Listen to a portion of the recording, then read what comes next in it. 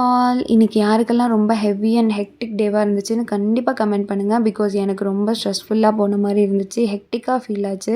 So அதனாலேயே ஆஃபீஸ்லேருந்து சீக்கிரமாக தலைக்கு நல்லா எண்ணெய் வச்சு ஹேர் நல்லா கோம் பண்ணி எனக்கு பிடிச்ச மாதிரி பன் போட்டுக்கிட்டேன். போட்டதுக்கப்புறம் பயங்கர ரிலீஃப். அதுக்கப்புறம் கிளென்சர் வச்சு ஃபேஸை நல்லா வாஷ் பண்ணி எடுத்துக்கிட்டேன். முகத்தில் லைட்டாக பொறி பொறியாக வர மாதிரி இருந்துச்சு. அதனால் டாக்டர் கொடுத்த ஆயின்மெண்ட் எடுத்து ஃபேஸில் நல்லா அப்சர்வ் ஆகிற வரைக்கும் போட்டுக்கிட்டேன். இந்த ஆயின்மெண்ட்டில் என்ன ஒரு மைனஸ் அப்படின்னு சொல்லி பார்த்தீங்கன்னா, அந்த ஆயின்மெண்ட் ஸ்ப்ரெட் பண்ணும்போது ஒரு மாதிரி ஸ்மெல் அடிக்கும். பட் இருந்தாலும் ஆயின்மெண்ட்டோட ரிசல்ட்ஸ் பார்த்தீங்கன்னா வாவாக இருக்கும். நிஜமாவே அவங்க ஒரு சூப்பர் டாக்டர் அப்படின்னு தான் நான் சொல்லுவேன். ஸோ ஃபேஸ் நல்லா க்ளோவாக இருக்கும்.